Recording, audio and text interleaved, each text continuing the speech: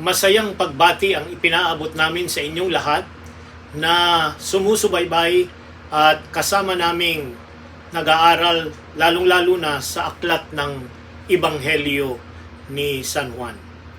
Salamat po na sa nakalipas na 9 na linggo kayo ay sumubaybay, pumatnubay at nakisama sa pagbabasa at pagbubulay-bulay ng salita ng Diyos. Tayo po ay nasa 10 linggo at ang paksa natin sa linggong ito sa ating pag-aaral ng aklat ng Ebanghelyo ni Juan ay ang daan, ang katotohanan at ang buhay.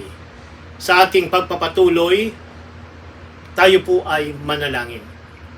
Mapagpalang Diyos na nasa mga langit, salamat po na kami ay nakarating sa 10 linggo ng aming pag-aaral ng Ebanghelyo ni San Juan.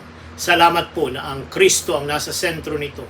Siya na Mesiyas, siya na nagkatawang taong Diyos, at siya na nabayubay doon sa krus na tagapagligtas na walang kasalanan ang siyang naging halimbawa namin ng pamumuhay na may kabanalan. Salamat po na maaari naming muling patnubayan at aming subaybayan ang pag-aaral na ito sangayon sa inyong banal na Espiritu sa pangalan ng aming Panginoong Hesus. Amen. Kagaya po ng aming binanggit, tayo po ay nasa 10 leksyon ng ating pag-aaral. Subalit bago tayo patulong na pumalaot, makakarinig tayo ng isang tanging bilang.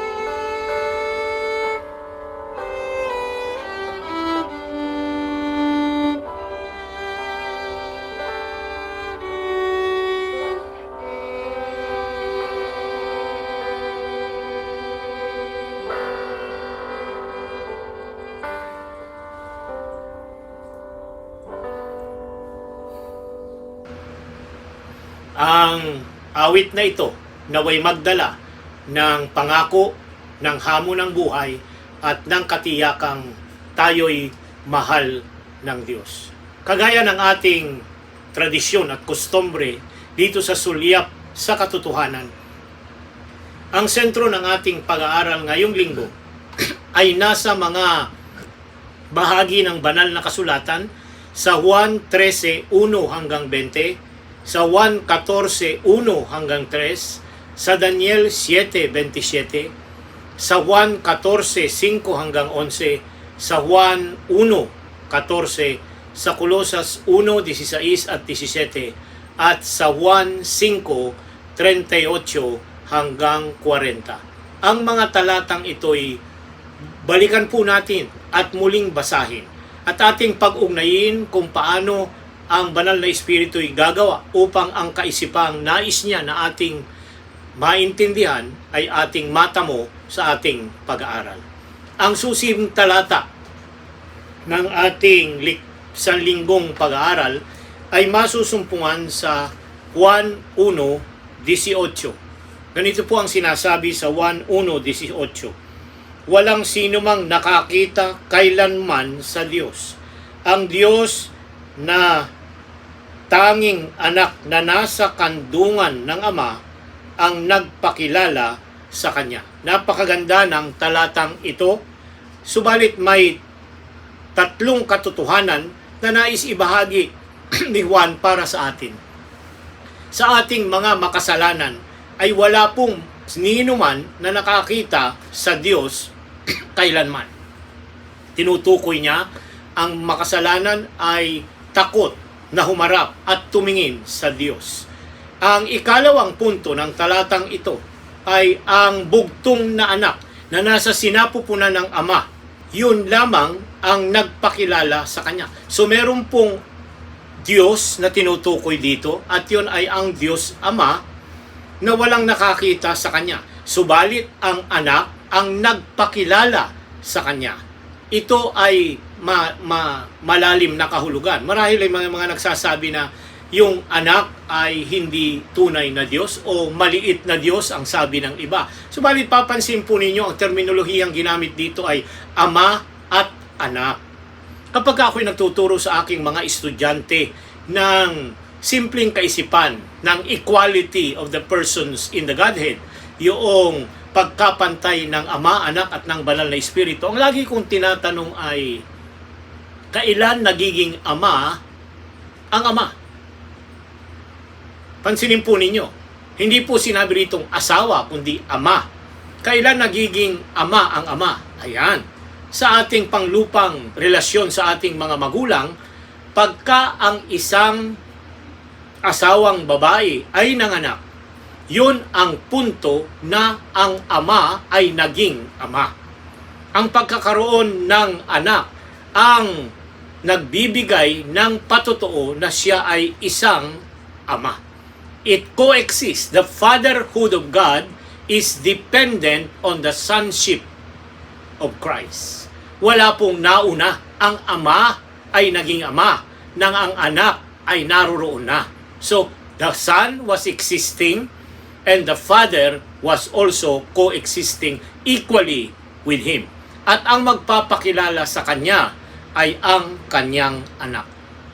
Sa ating pong pag-aaral ng Ebanghelyo ni San Juan, ay marahil ay sa nakalipas na 9 na linggo, ay napansin na natin ang 4 na bahagi o sections ng aklat na ito.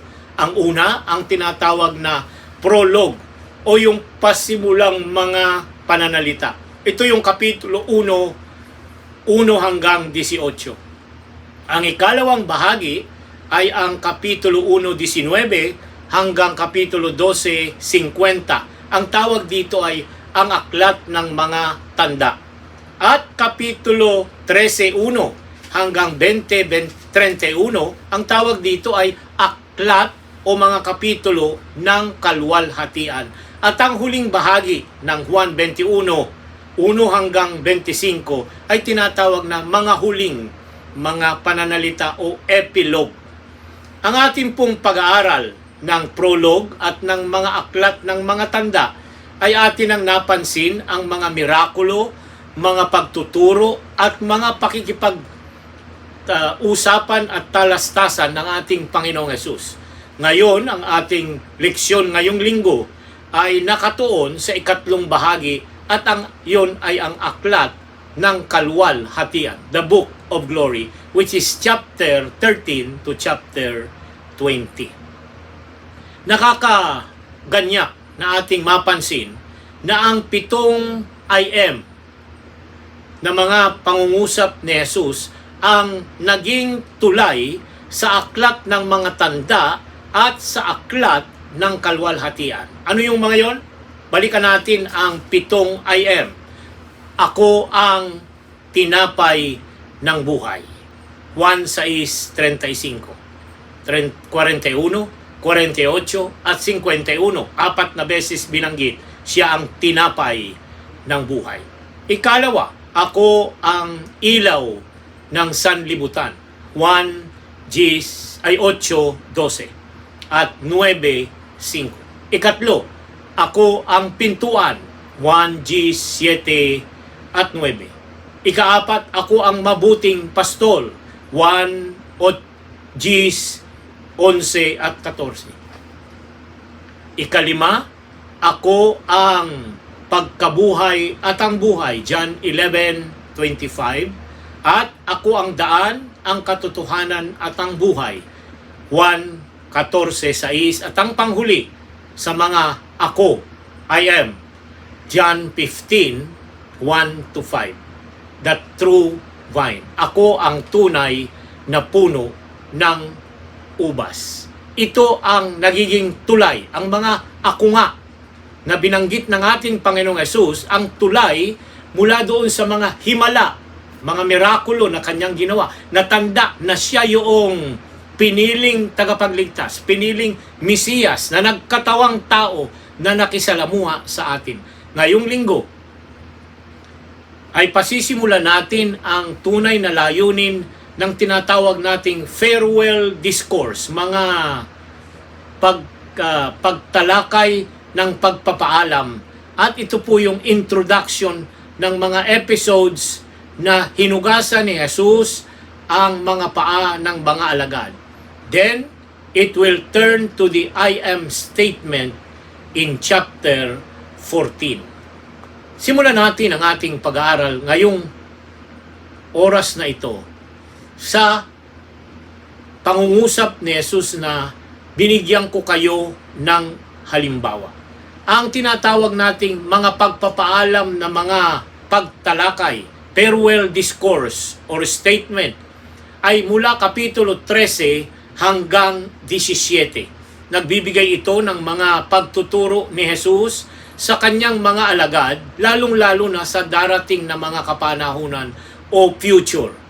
Ang literal na pattern ay katulad ng mga pagpapaalam ni Moses sa aklat ng Deuteronomy o yung mga pagpapala na ibinigay ni Jacob sa kanyang mga anak, Genesis 47-45.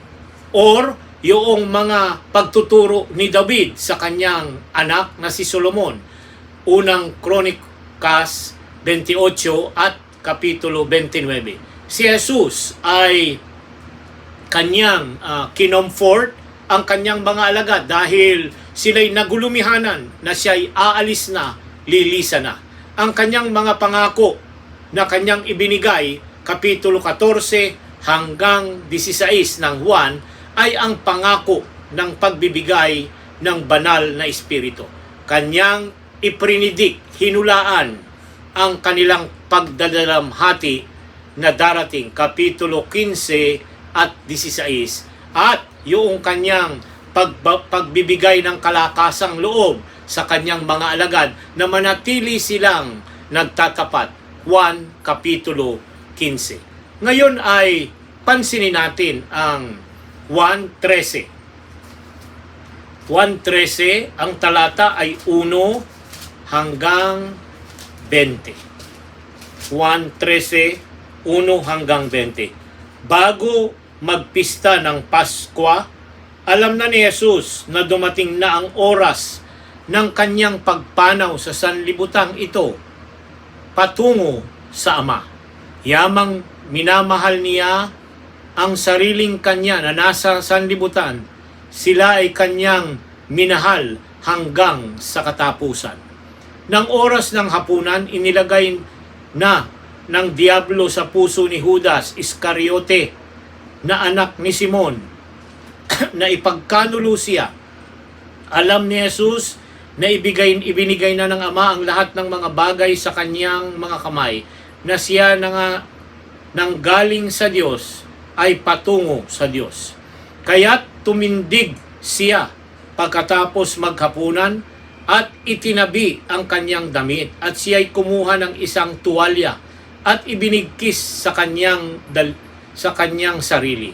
Pagkatapos ay nagsalin siya ng tubig sa palanggana at nagsimulang hugasan ang mga paa ng mga alagad, at pagkatapos ay pinunasan ng tuwalya na nakabigkis sa kanya.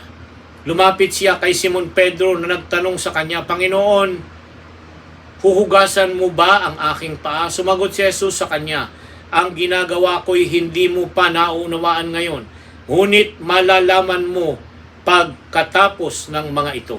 Sinabi sa kanya ni Pedro, "Hindi mo huhugasan ang aking mga paa kailanman."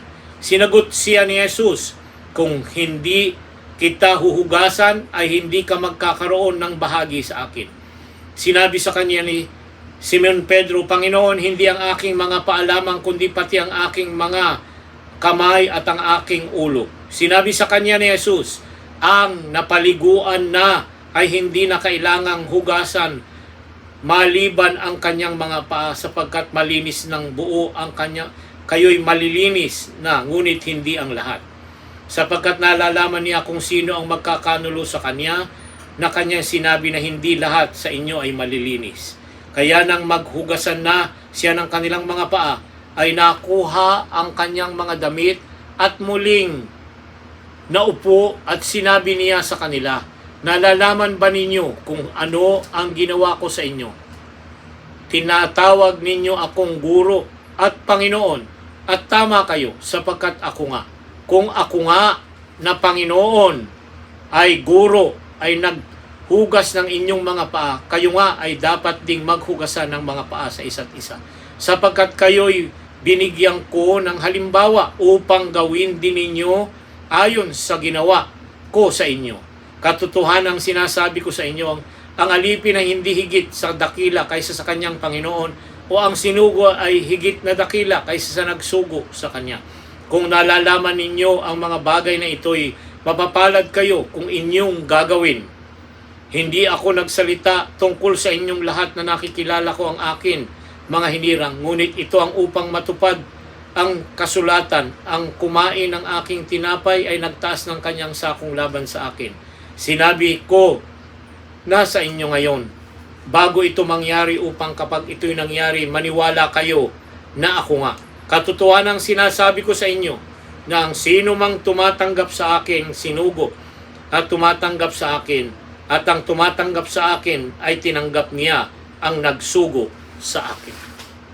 Narito ang isang tagpo sa buhay ni Jesus na hindi itinala ng tatlong ibang mga ebanghelyo. Wala po ito sa record ni Matthew, ni Marcos, at ni Lucas. Ito ay unique na bahagi ng buhay ni Jesus na kanyang hugasan ang mga paa ng mga alagad bago siya nagputol-putol ng tinapay at bago sila uminom sa saro.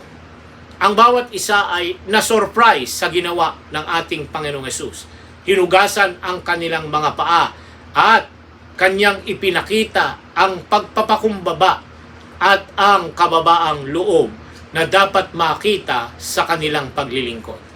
Sa pagsasabi ni Pedro sa 1:13-8 at hanggang 11 ay napalalim ang pagkaunawa ng mga alagad tungkol dito. Paanong isang dakilang guro, ang Mesiyas, ang gagawa ng isang napakababang paggawa na ginagawa ng mga alipin ng mga panahong iyon. Ang katanungan ni Pedro ay hindi katanungan lamang sapagkat ngayon ay nagpapakita ito ng mga prinsipyo ng pagpapakumbaba at ng pagbaba ng ating mga sarili sa harapan ng bawat isa. Yet, si Jesus ay nagturo na ang kapangyarihan at autoridad ay kinakailangang maibigay bilang pagpapakita ng pagpapakumbaba at pagtanggal ng kapalaluan sa ating mga buhay. Ang Adventistang Iglesia ay tinatanggap ito bilang bahagi ng ang dalawang ordinansya na ipinagkaloob ng ating Panginoong Hesus. Ang ordinansya ng foot washing ay tinatawag nating ang ordinansya ng humility, paghahanda sa Lord's Supper. So pansinin po ninyo, itinuro ito ng ating Panginoong Hesus bilang bahagi bago tayo makibahagi sa pagputol-putol ng tinapay at sa pag-inom sa saro. Ang pagpapakumbaba ay isang bahagi ng paaralang ibinigay ni Kristo para sa kanyang mga tagasunod. Ngayon ay pupunta tayo sa isang napakahalagang pangako na ibinigay ng Panginoon dito sa Juan 14:1 hanggang 3. Huwag mabagabag ang inyong mga puso. Sumampalataya kayo sa Diyos, sumampalataya rin naman kayo sa akin. Sa bahay ng aking Ama ay maraming tahanan. Kung hindi gayon, sasabihin ko ba sa inyo na ako'y paroroon upang ihanda ko ang lugar para sa inyo? At kung ako'y pumunta roon at may handa ko ng lugar para sa inyo, ako'y babalik at kayo'y tatanggapin ko sa aking sarili, upang kung saan ako naroon, kayo rin ay naroroon. Narito, ako'y muling babalik. Ano ang konteksto ng mga pangungusap na ito? Mapapansin po natin na kung tayo'y pupunta sa bandang itaas, ay ang pagsasabi na ang kanyang mga alagad, lalo na si Pedro, ay ipagkakanulo siya at ididinay na siya ang Kristo na kilala nila. Bakit?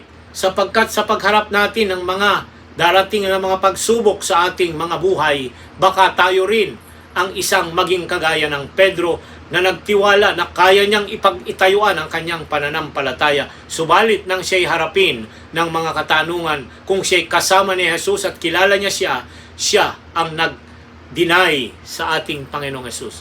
At the end of chapter 13, siya'y paalis na.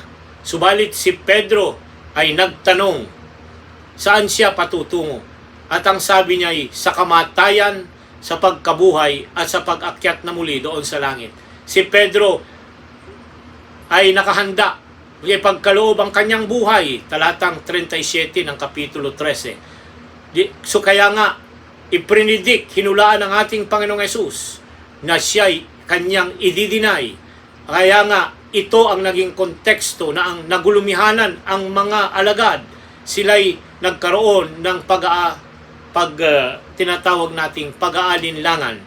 Ang verb trouble is translated in Greek tarazo, which means to stir up, disturb, unsettle, throw into confusion. Anong nangyari sa mga alagad? Sila'y na-surprise, thrown into confusion sa mga salitang binitiwan ng ating Panginoong Hesus. Subalit, upang tanggalin ang takot sa kanila, si Jesus ay nagsalita tungkol sa tahanan na inihahanda doon sa langit na kinalalagyan ng kanyang Ama. Doon ay maraming mga silid, mga mansyon, but room as in inn. He's going there to prepare a place for them. His words look beyond the coming storm at the cross. Kanyang dinala ang kanilang kaisipan hindi lamang doon sa Kalbaryo at kanyang paghihirap, kundi doon sa sasapitin at daratnan at pagkakalooban na lugar na doon makakasama ang Diyos magpakailanman. Sinabi Jesus, if I go, I will come again and receive you unto myself. Ito'y malinaw na pangako ng ating Panginoong Jesus ng kanyang ikalawang pagbabalik. Ano ang batayan ng katiyakang ito ng kanyang pangako? Many would say, ang katuparan ng mga hula sa Biblia na naganap ay ito'y katuparan din ng mga darating sa Kanya. Sa present tense in Greek, called it what? I am coming. Ako'y paririto. It is future event, speaking of what certainly that is described as though it already happened. Napakaganda mga kapatid sa tinatawag nating futuristic present na parang naganap na yung darating pa lamang na ating pinakananasa na pagbabalik ng ating Panginoong Hesus. Sabi nga ng isang manunulat, the resurrection of Jesus is the arrival of the future. Ang pagbabalik ni Jesus ay narito na nang siya'y nabuhay na maguli doon sa mga patay at mula sa libingan.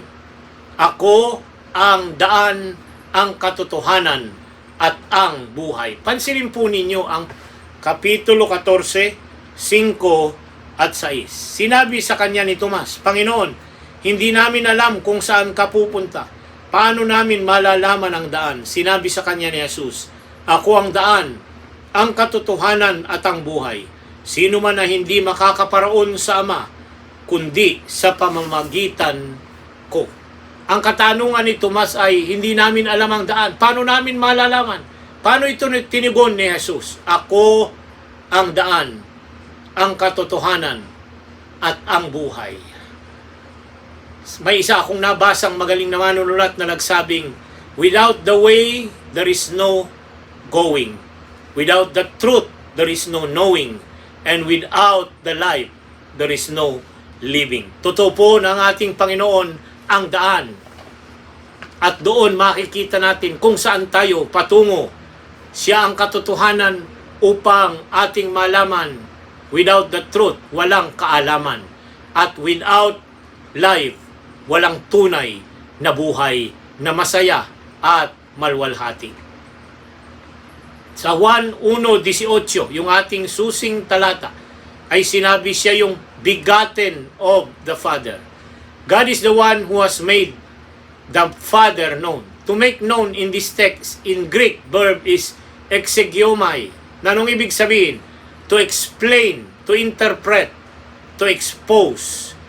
Ito ang naging gawain ng Ama, ng Anak, ipaliwanag at kanyang i-interpret at kanyang i-expose kung sino ang Ama. We get the word exegesis from this. It means to bring out the meaning. Jesus Christ is the link to the Father, the one who explains or interpret the Father to a fallen world. Consequently, He is the way, the truth, and the life. Siya lamang ang nagpakilala ng tunay na karakter ng Ama. Ayan, marami po ngayon ang ilan sa atin ang nagaganyak na pumasok sa kaisipan ng last generation theology na tayo daw, may mga ilang mga lalaki at babae sa huling kapanahunan sa loob ng Remnant Church na sila yung magiging magbibindicate, magpapakilala, magi-explain, magi-interpret ng tunay na karakter ng ating Amang nasa langit. Hindi po. Ang ating Panginoong Hesus lamang ang merong karapatan nito. Hindi po kayo at akin dahil ang ating karakter ay hindi po sakdal. Oo, pag tayo'y pinatawad, tayo po ay inaaring ganap and God counts us as if we have never sinned. Pero yung tinatawag na sinless perfection bago dumating si Jesus, yan ay maling aral. Huwag natin itong tanggapin. Si Kristo lamang ang malinaw na sinabi ng Biblia na nagpakilala, nag-interpret at nagsabi kung sino ang tunay na likas at karakter ng ating Amang nasa langit. Sa Kapitulo 14, 7 hanggang 11, paano nilinaw ni Jesus ang pagkaunawa ni Felipe?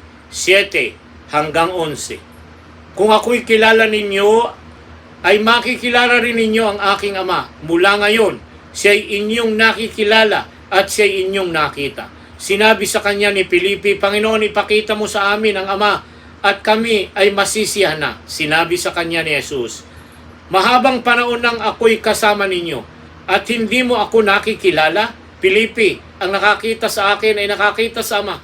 Paano mong sabihin, ipakita mo sa amin ang Ama?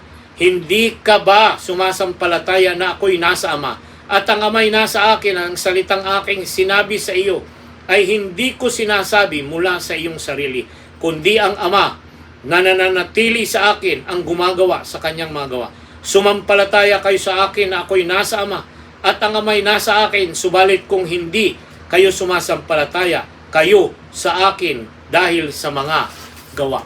Si Filipi nagtanong na gusto niyang makita ang Ama, na walang sinumang makasalanan ang nagkaroon ng karapatan.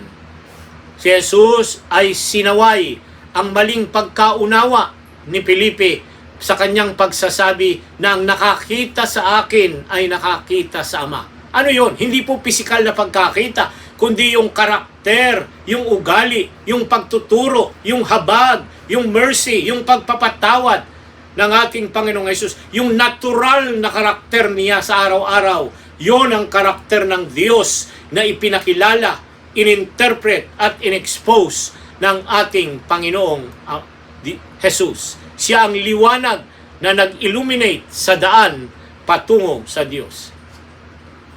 Ang tatlong terminolohiyang way, truth, and life, ang daan, katotohanan at buhay. Ang terminolohiyang ito'y ginamit minsan sa Juan 1:23 regarding John's baptizing, preparing the way for Jesus. And it is used here in John 14:6. But truth and life are major themes in the gospel. The way, ang naghahanda ng daan. Anong daan ito? Ang daan ng kaligtasan, ang daan ng katubusan ng mga tao. Puntahan po natin ating pag-aralan ang Juan, ang ako ang katotohanan. I am the truth. Sa Juan 14:6, sinabi niyang ako ang daan ng katotohanan at buwang buhay. Sa 15, talatang 26, pansinin po ninyo ang sinasabi dito sa Ebanghelyo. 15:26. Subalit kapag dumating na ang mang-aaliw, sino yon? Ang banal na Espiritu, na aking susuguin sa inyo mula sa Ama, ang Espiritu ng katotohanan na mula sa Ama, siya ang magpapatotoo tungkol sa akin. Ang Espiritu ng katotohanan. Ano ang katotohanan? Ang daan, ang buhay at ang katotohanan ay ang ating Panginoong ito. Likas nila ito. Ang Espiritu, likas niya ang magsabi ng totoo at magturo at magdala sa atin sa katotohanan.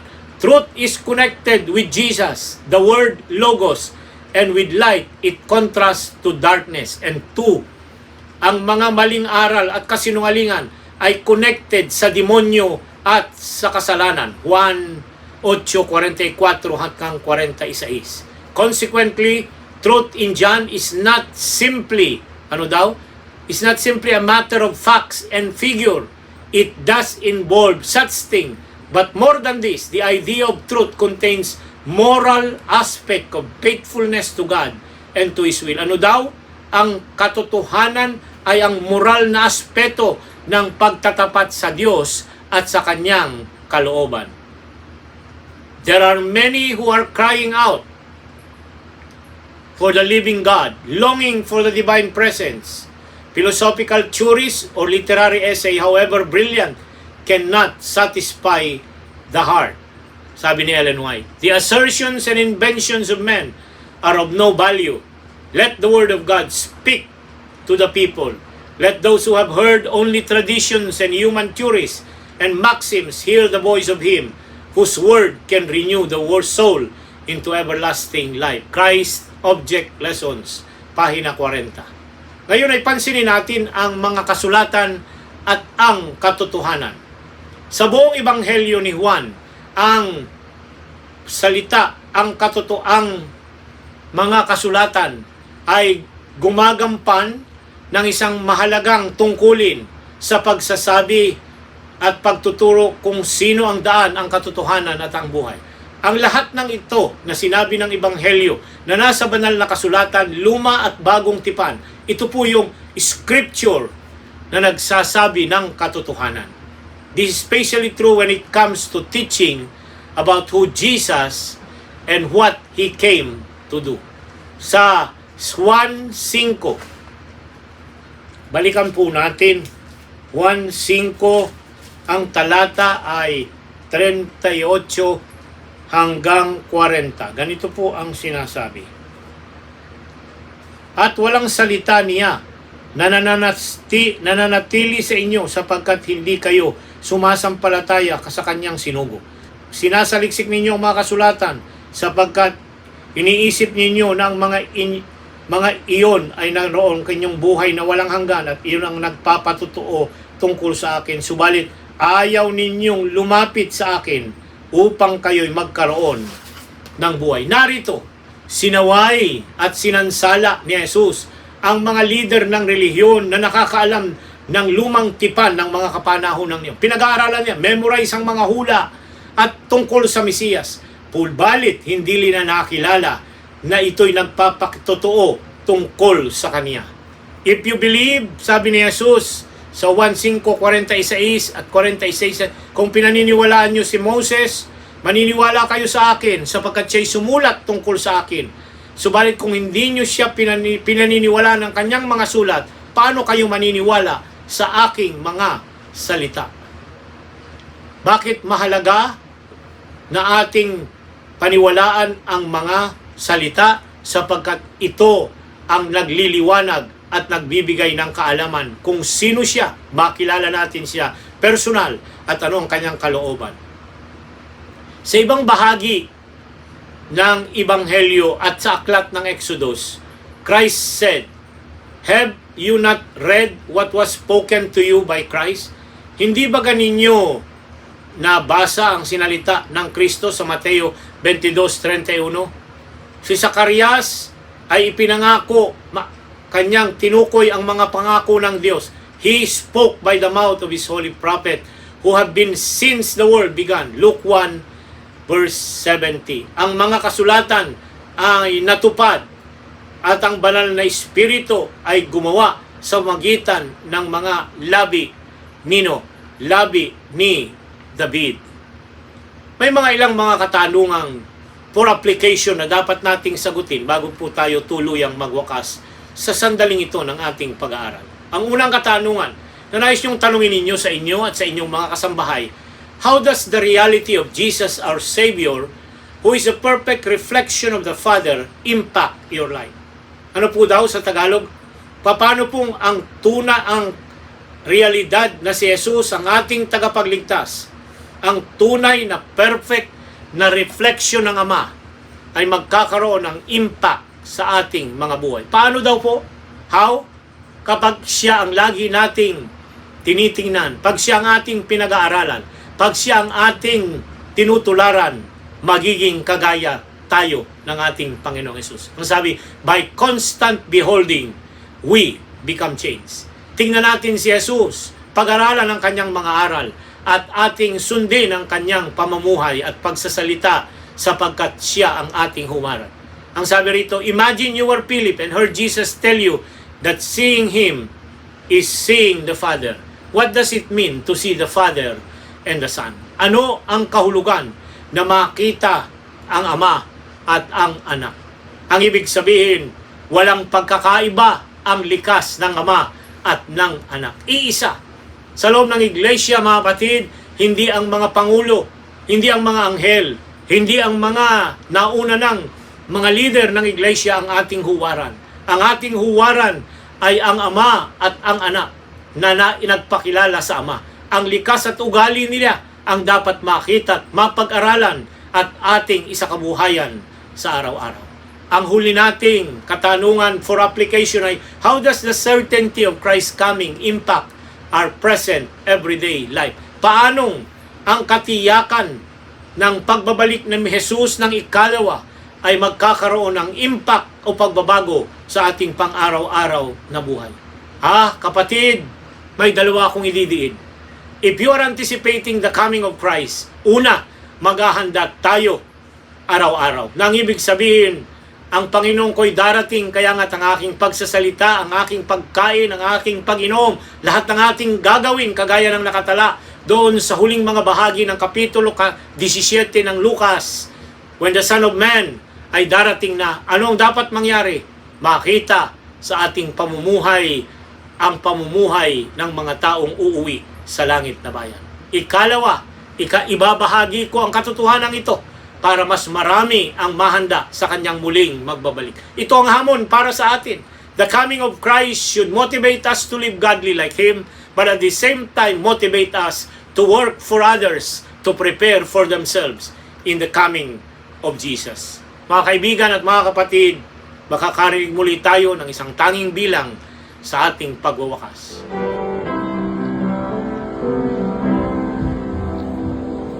The chimes of time ring out the news, another day is through. Someone slipped and fell. Was that someone you? You may have longed for added strength, your courage to renew. Do not be disheartened, I have news for you. It is no secret what God will do. What is done for others, He'll do for you. With arms wide open, He'll pardon you. It is no secret what God can do. There is no night, for in His light you'll never walk alone. Always feel at home, wherever you may roam. There is no power that can conquer you when God is on your side. Take Him at His promise, don't run away or hide. It is no secret what God can do. What is done for others, He'll do for you. With arms wide open, He'll pardon you. It is no secret what God can do. It is no secret what God can do. What is done for others, He'll do for you.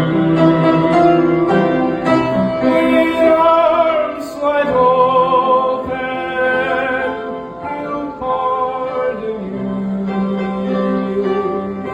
It is no secret what God will do.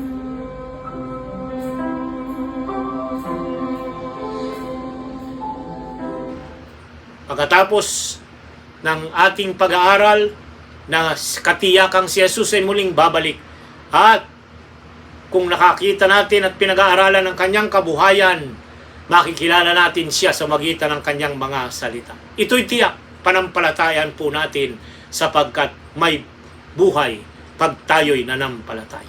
Tayo po'y manalangin.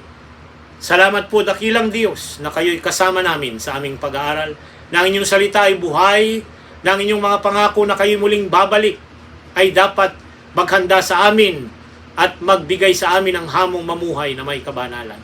Ganon din naman, ikabahagi ito sa mga iba upang mas marami ang mahanda sa inyong muling pagbabalik. Salamat po sa mga katotohanan ito na ikaw ang buhay, ang daan at ang katotohanan. Patnubayan po ninyo kami at patuloy na ingatan ngayon at magpakailanman sa pangalan ni Jesus. Amen. Salamat po muli sa inyong pakikisama at hanggang sa muli sa susunod na linggo ng ating pag-aaral, mamuhay tayo na may pananabik na si Jesus ay muling babalik.